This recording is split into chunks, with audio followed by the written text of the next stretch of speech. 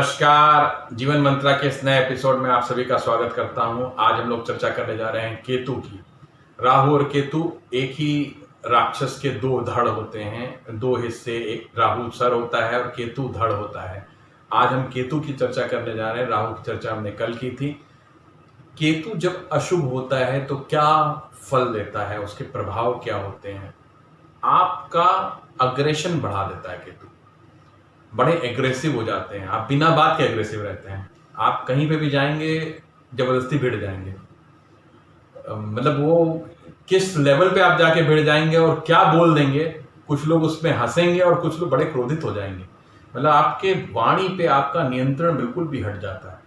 आप क्या बोलने जा रहे हैं, किससे बोलने जा रहे हैं, ये आपको बिल्कुल भी समझ नहीं आता। आपका वो बहुत करीबी मित्र हो सकता है, आपके परिवार के रिश्तेदार हो सकते हैं, जिनसे आप ऐसी बात बोल जाएंगे जो आप खुद स्वयं सोचेंगे बाद में कि मैंने ऐसा क्यों बोला, लेकिन आपके पास कोई जवाब नहीं होगा। तो अगर इस तरीके की भाषा पे आपका नियंत्रण छूट जाए तो समझ लीजिए केतु आपके लिए विपरीत फल देना शुरू कर चुका है। कोई मरणासन्न पक्षी आपके घर में आके प्राण त्याग दे, अगर ऐसी घटना होती है तो समझिए केतु का दुष्प्रभाव है। कि मतलब कोई पक्षी कहीं उड़ रहा था, अचानक से वो मरने का समय आया तो आपके आंगन में, आपके बालकनी में, आपकी छत पे आके वो मर गया। ये ऐसे साधारण घटना लगती है, लेकिन ज्योतिषीय दृष्टि से ये केतु का अशुभ प्रभाव दिखाती है। आप बाहर निकल रहे हैं, पागल कुत्ता आपको अक्सर दिखता हो, पागल कुत्ता हो गया, मरणासन्न कुत्ता हो गया, तो ये भी केतु का दुष्प्रभाव है। आपके पैर के नाखून अगर टूट जाते हैं या अजीब से काले पड़ जाते हैं तो ये भी केतु का दुष्प्रभाव है।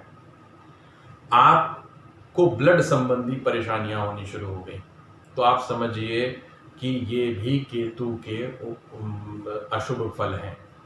ब्लड संबंधी मतलब आपको छोटे छोटे दाने हर जगह होने लग जाएंगे, या कहीं पे रैशेज, पैचेज, सनबर्न होना शुरू हो जाएगा। पहले कभी नहीं होता था, अचानक से होना शुरू हो गया, तो ये समझिए कि केतु का ये दुष्प्रभाव शुरू हो चुका है। केतु एक अजीब सा प्लैनेट है, ये भी उतना ही रहस्यमयी है जितना कि राहु। ये आपकी ऊर्जा को बहुत जरूरत से ज्यादा बढ़ा देता है और भ्रम की स्थिति बिल्कुल राहु वाली रखता है। आप भ्रमित होते हुए अत्यधिक ऊर्जावान हो जाते हैं। समझिएगा, आपको समझ में कुछ नहीं आ रहा और अपनी ऊर्जा पूरी झोंक रहे हैं आप। जब आप ऊर्जा झोंकते हो तो उसमें आपका कुछ ना कुछ ऐसी हरकत कर बैठते हैं जिससे आपके संबंध खराब होते हैं। केतु की महादशा में या केतु के दुष्प्रभाव में संबंधों को बचा के चलना बहुत आवश्यक होता है।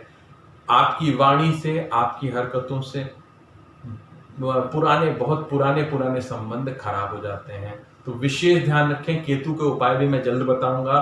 केतु के उपाय बहुत ध्यान से सुनिएगा और राहु के उपाय भी ध्यान से सुनिएगा। इसको करना अति आवश्यक है। इनको करने के बाद ही आप इनसे निजात पा सकते हैं, नहीं तो ये इतनी जबरदस्त भ्रम की स्थिति उत्पन्न करते हैं कि उससे पार पाना एक आम आदमी के लिए बड़ा मुश्किल होता है। सभी ग्रहों से ज्यादा पावरफुल मेरे हिसाब से राहु और केतु होते हैं।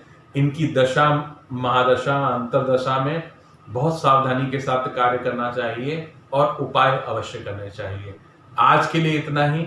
कल हम लोग फिर से उपायों पर चर्चा करेंगे। तब तक के लिए नमस्कार।